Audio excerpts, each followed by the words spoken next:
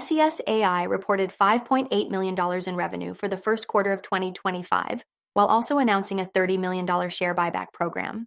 The intention is to fund the repurchases from existing cash, and while no specific number of shares needs to be repurchased, it reflects confidence in SES AI's revenue projections for 2025, as well as expectations of reaching $200 million of liquidity this year.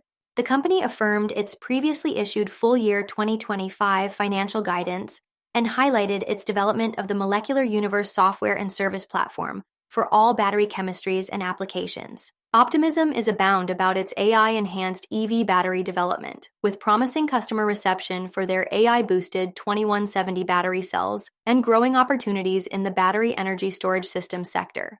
On top of that, they'll be launching their Molecular Universe software and service platform next week, offering a public demonstration and discussing pricing structure. This system will be powered by physics and artificial intelligence in order to provide a map of the molecular universe suitable for battery applications, enabling users in the battery industry to explore a vast database of possible small molecules with one consolidated search. The launch will be demonstrated during a live demo on April 29, 2025 at 11 a.m. ET.